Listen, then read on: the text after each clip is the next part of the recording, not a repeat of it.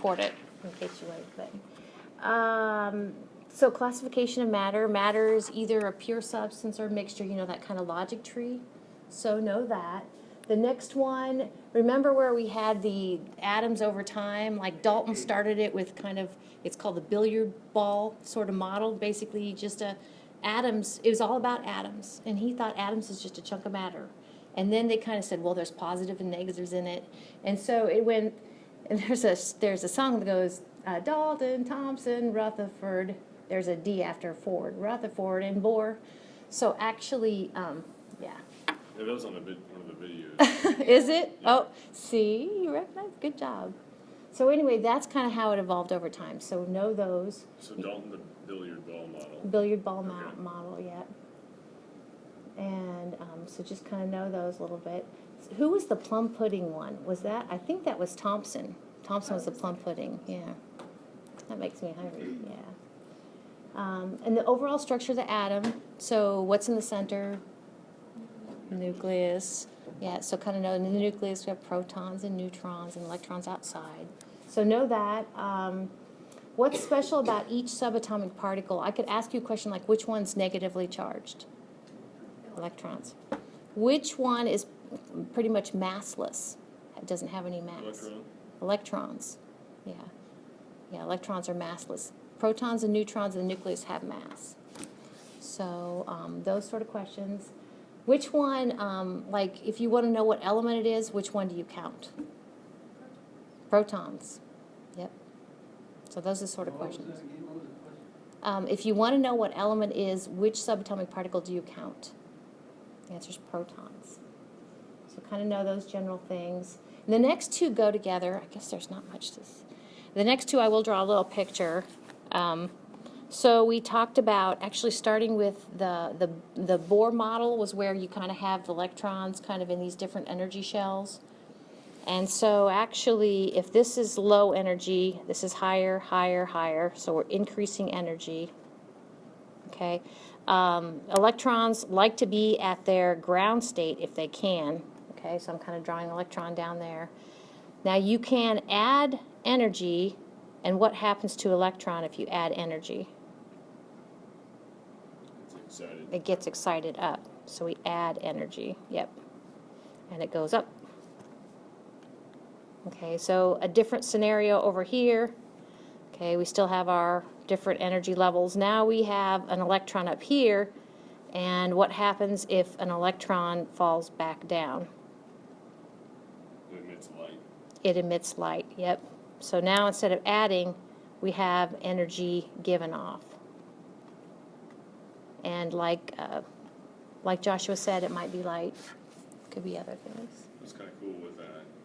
In one of the videos, it was talking about fireworks and how you can determine what element it is by what color. Mm-hmm. They're really tough.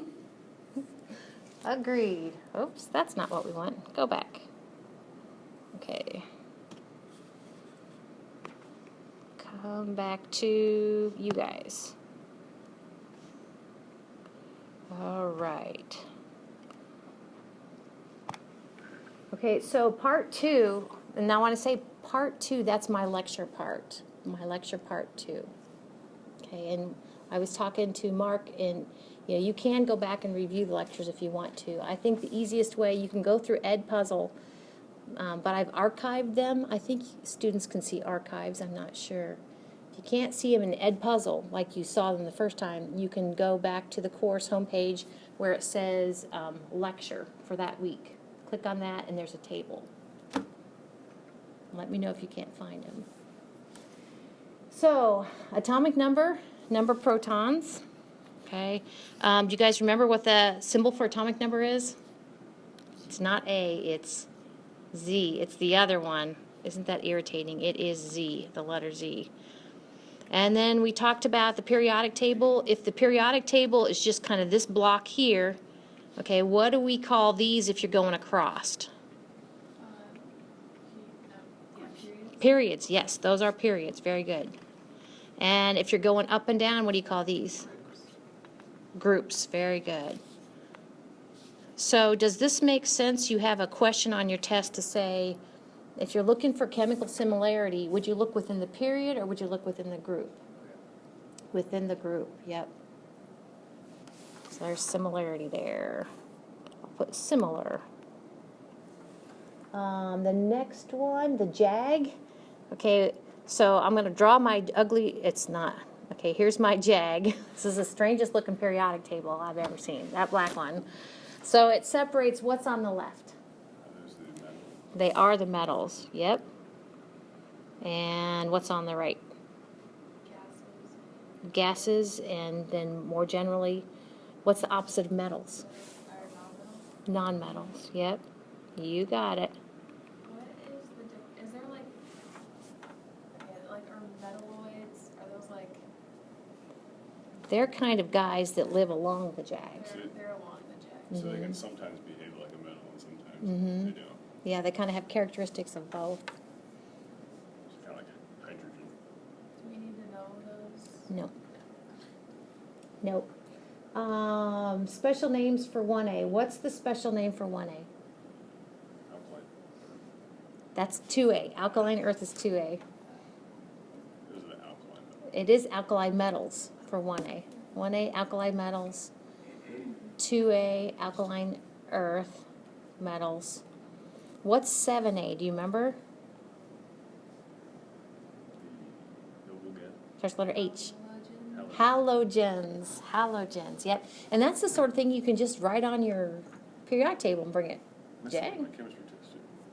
What's I that? said I missed that question on the chemistry test. Oh. 8A. What are they called? Noble gases. Yes. 8A are noble gases. Yep. Very good. So what is the symbol for mass number? It's not Z, it's the other one. It is A. Yeah. So mass number, the symbol is A. And literally what you do is you look in the nucleus of an atom and you add, like this says, you add protons and neutrons.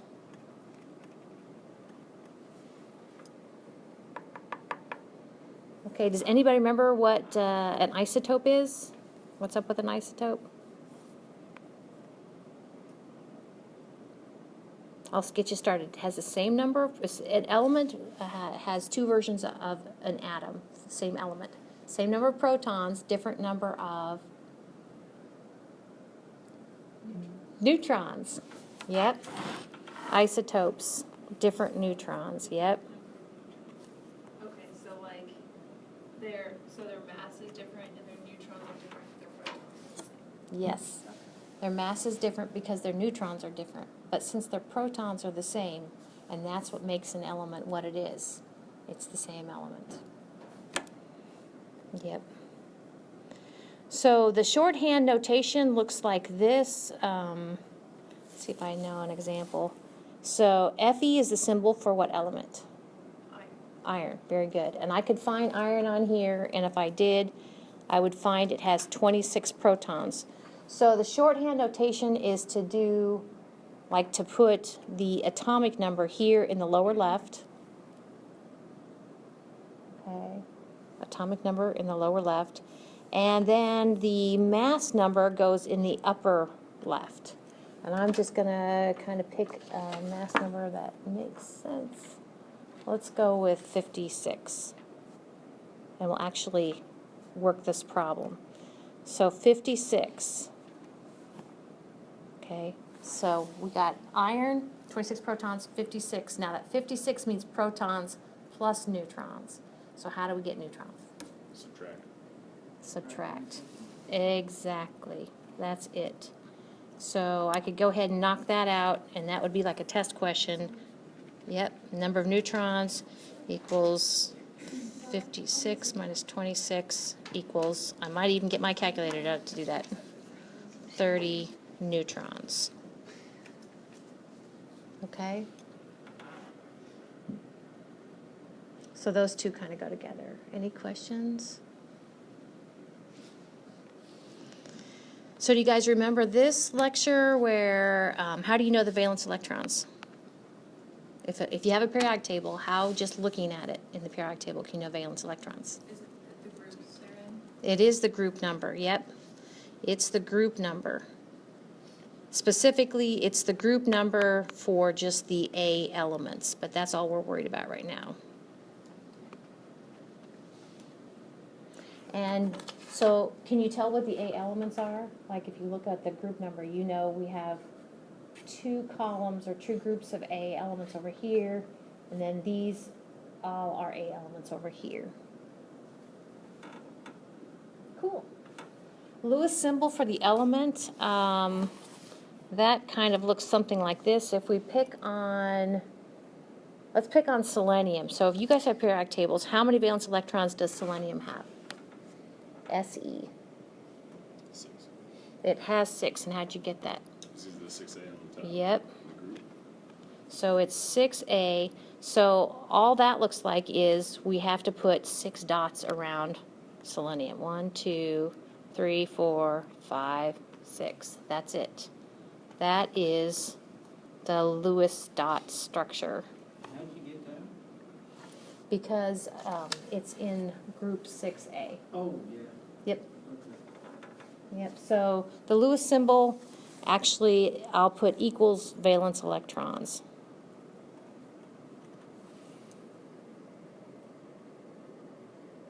Okay, so those are valence electrons and the Lewis symbol just shows them. Exactly. The Lewis symbol is just like a visual representation of the valence electrons. Yep.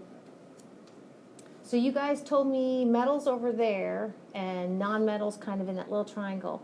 Metals tend to lose electrons. It's the only thing that can come and go is electrons, because it can't be the protons or the neutrons. So electrons come and go. So metals tend to lose actually their valence electrons.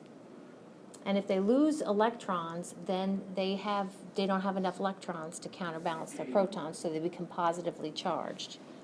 So on your review sheet, I wrote that down. They lose electrons, become positively charged. The name we call that is a cation. And then those few groups of nonmetals tend to pick up electrons to get a complete octet. They gain electrons, and now they have too many electrons and are negatively charged, and we call those cations, or excuse me, we call those anions. I remember you saying it's easy to remember, you know, with the T in it, it's like a plus. Cat, yeah. So you can remember Positively that way. charged. And the N is in the anion, so it's negative. Oh, I like that. N is an anion, so it's negative. Speaking of cat, you have a cat in your videos we have. I do, I know. I was like, all right, so And I it's didn't not the realize cat's it at fault. first. Yeah, and I heard a lot of the traffic too. Yeah. In the train, I heard a train. We have kittens at my house, and so I would hear it, and I didn't think it was the kittens. I was like, Yeah. Yeah. And I realized it was the kittens. Yeah, I thought about redoing them. Like, no, I'll just get them out. And Our daughter's fostering kittens, so they're just down the hall from our bedroom. How many kittens? She's got 4. Yeah, 1 little male tabby and then 4 little female black ones. So. oh, we have 4 too. We have 2 tabbies and 2 black ones, and one of the tabbies is a boy, one is a girl, one of the black ones is a boy. Oh, how fun. They're adorable. Okay, so this one right here, okay, the charges that the elements form, remember, and I'll go ahead and just put it here. I told you I would put a +1 over 1A, and I would put a +2 over 2A, and I would find aluminum. And I would put a +3 right there. That's my aluminum. And then, I'll change colors to blue. I would put a -1 over my halogens, that's 7A. I would put a -2 over my 6A, and I might put a -3 over my 5A. So see how I did that? I kind of went from, these are my -1, -2, -3. So- this is 7A, 6A, 5A. Is that just the minuses are like -1, -2, -3? Is that just the non-metals that are in that? Mm-hmm. And then same with the +3, so that's why the B.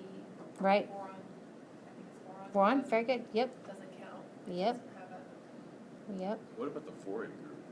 The 4A kind Just of, kinda- they go either way, Okay. so we just don't mess with them. Okay. Do you have a question, Mark? Or you just thinking? A lot of questions. Well, 2 is the biggest one. When I was putting this together, I'm like, dang, there's a lot of stuff in part 2. Does it ever stop? Okay, so up there, do you remember I think of on a video where I actually made a column and I wrote covalent compounds, CPD for compounds, and I wrote ionic compounds, okay? And then I wrote some things kind of on either side, kind of like a little tablature, covalent compounds, ionic compounds. So, for instance, which one has a metal? The ionic. Ionic, yep. So has metal. So I'm going to tell you, I think what I'm going to do for your test next week is actually have you kind of tell me at least some things, and I don't know how many things, but some things that kind of contrast those 2 types of compounds. Which one do you call molecules? The covalent. Yeah, covalent compounds. I'll kind of compare you call covalent compounds molecules, you call ionic compounds formula units. Okay, so at the top one up here, I'll say, you guys told me ionic compounds have a metal, and I can actually write the contrast over here. Covalent compounds, no metals. No metals in their formula. See how that works? Let's see if I can think of another one.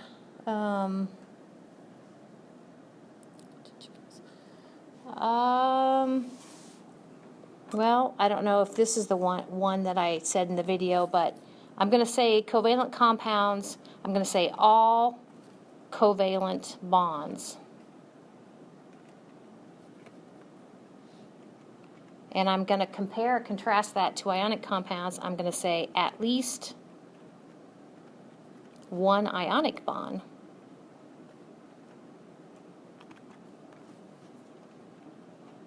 And then just for kicks, underneath covalent bond, I'm going to say are electrons shared or transferred for a covalent bond? You remember?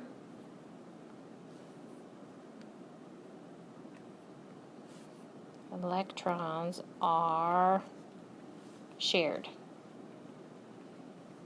How about ionic bond? What happens to electrons there? Electrons are transferred, yep.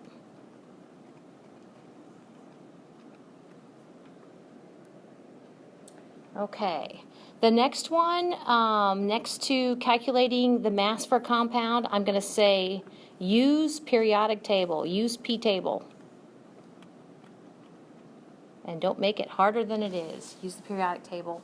So water is H2O. We would take 2 hydrogens, we'd take 2 times that decimal number for hydrogen, plus 1 times the decimal number for oxygen. And you'll tell us, like, only to 1 decimal place? Yes. Or, okay. Yeah, I will, or if I don't, I'm not going to just do what you think, and I'll meet you on the other side, no problem. But what are the units for the mass of a compound? Do you remember? Is that It is U, yep. Units are U, which stands for atomic mass units.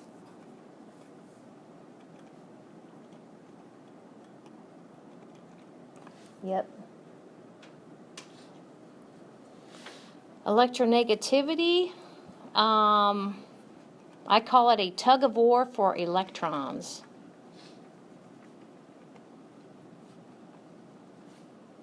I'll just put the E and with the negative for the symbol for electron. Tug of war for electrons.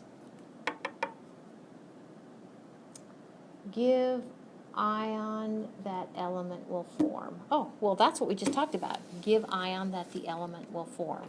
So when you put a +1 over here, that's the ion that those elements will form. When you put a -1 over here, that's the ion that those elements will form.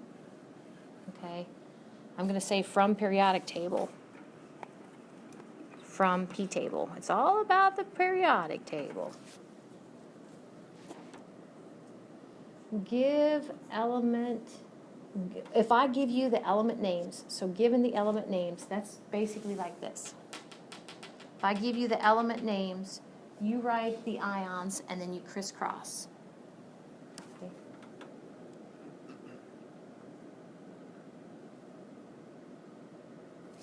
I'm going to say like number 18. How's that?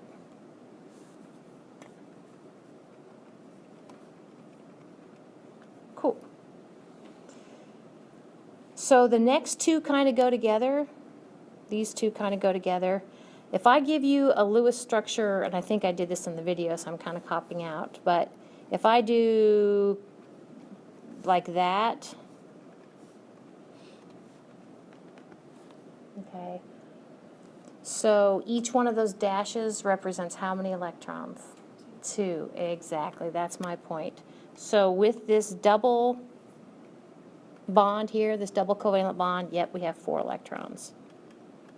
And kind of like what you guys did in lab last week, if I give you the formula like NH3, you don't have to, and then I go ahead and show you the structure. I think this is one that I had on the video.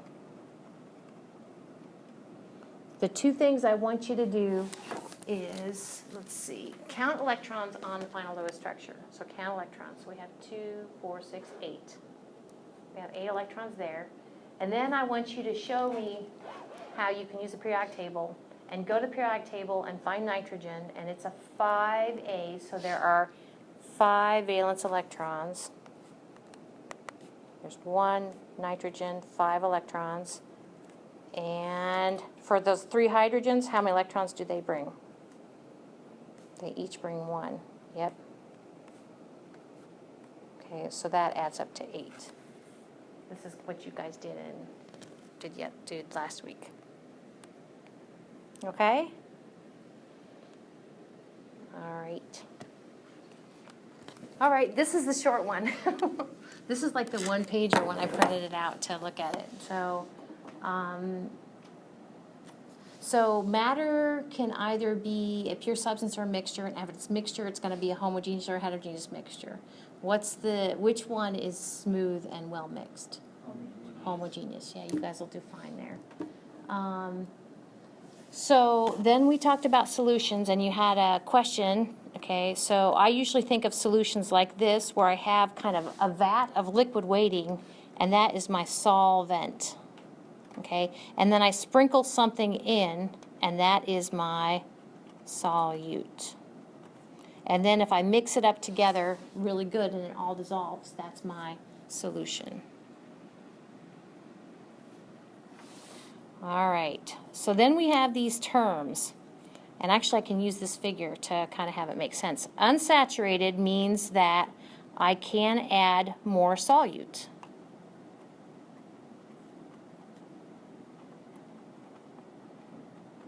I can add more solute and it will dissolve. Saturated means that I am at the maximum amount of solute. Solute is max.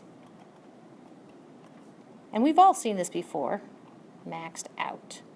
If you try to dissolve too much sugar in a certain amount of water, you're going to have sludge of sugar at the bottom. Okay, it's a saturated solution. So when today in the lab, when it was really pink, when it hits that endpoint, is that when it's hitting the saturated? No, that's something else. Okay. Yeah. And then we have supersaturated. Supersaturated is kind of a cool, careful condition that it's oversaturated. Supersaturated is oversaturated. In a supersaturated solution, you won't have a sludge, but there's more solute in there than there should be. It's oversaturated.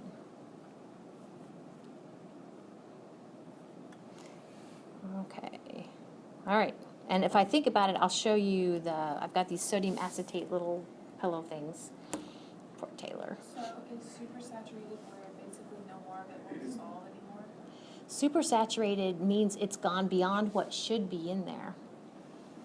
You know, we have like a solubility of sugar, say it's 51 grams of sugar per 100 grams of water.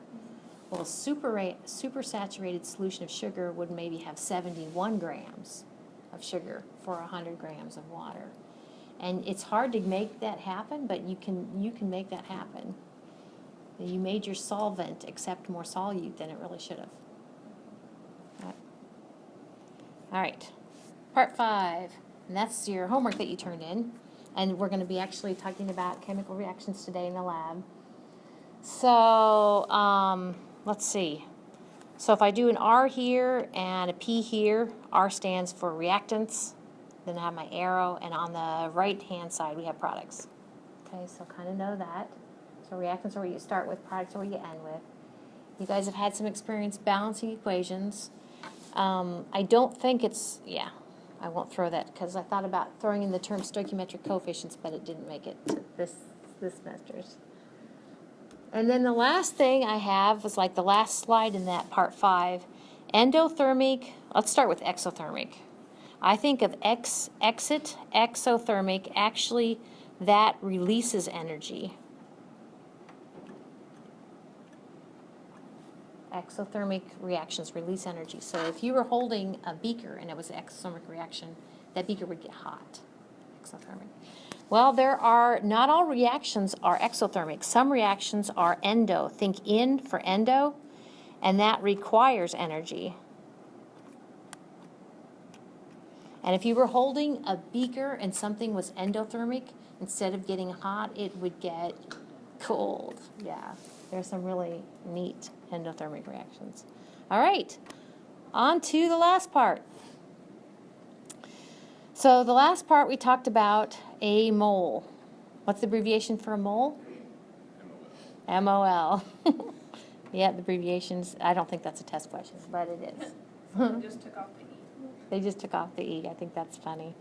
Anybody remember what the value for 1 mole is? 6.02 times 10 to the 23rd. Very good.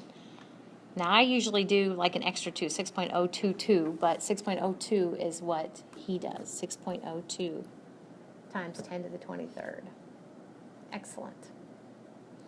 So that's kind of what I want you to know there. And then we had some problems. Is that Avogadro's number? That is Avogadro's number, yep. So this number right here is a mole, and this number right here is also Avogadro's number. It's one and the same, yep.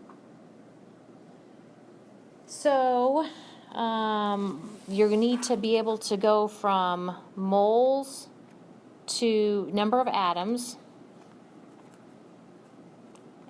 and from atoms, number of atoms, to moles. And when I did it in lecture, I said 1 you multiply, 1 you divide. What do you think? Which is which? I'm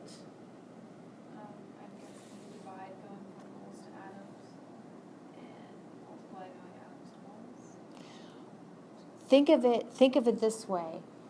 Is there a lot of atoms? Is the atoms number big, or is the moles number big? The atoms. The atoms So number you is cancel big. out those moles Yeah. on the bottom, so then you'd have to multiply that. Yeah, you are right. So Oh, like, atoms, okay, yeah, so a mole equals that, and is that the number of atoms? right. Okay. So basically, you're going to multiply for the top one, and you're going to divide for the bottom one. Yep. Or I like setting it up as the factor label, but you end up, in the first case, multiplying by Avogadro's number, in the second place, divided by Avogadro's number. Okay.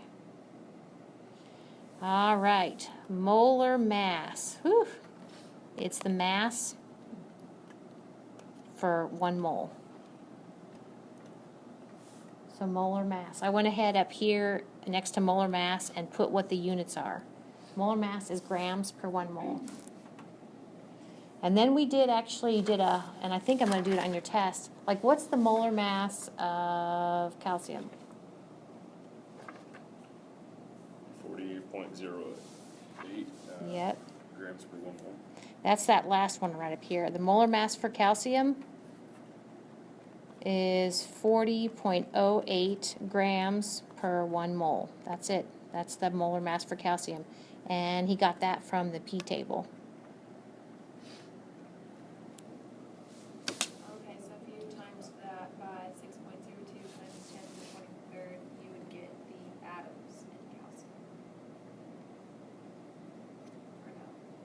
you would get, You do what? multiply it. She said multiply it by Avogadro's number, you would get the atoms. 1 mole divided. Maybe. So I think it's, I'd have to think about it. I'd have to see it, I have to see the question, see it set up, so I don't want to commit. But quite possibly. Typically, you would be given like an amount of grams, and then you'd have to convert it to the atomic mass here, then you convert that to moles, and then you convert that to the amount of atoms. What's CA? Calcium. Yeah, Ca is calcium. Yeah. So over here, I think you're fine though. I think you got it. So over here, actually, if you want to add something to your review sheet, remember I said in my lectures that for extra credit, that's what EC stands for, extra credit, you are going to have a grams to mole or a mole to grams problem. That's for extra credit. And I'm just going to say that you use, MM stands for, I'll go ahead and just write it out, use molar mass from P table.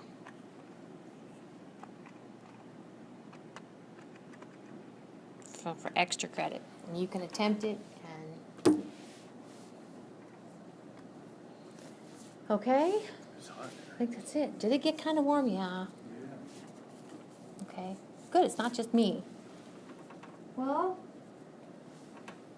any questions about this? If you're looking over it and something comes to you, I'm really pretty good about, I don't know, Mark, if I can get right back to you, but I'm pretty good at reading my emails. So do you know how to email me if you need to? Okay, shoot me an email. If I won't know it right then, you might be surprised when professors are up, so try me. Okay? All right, so let's take a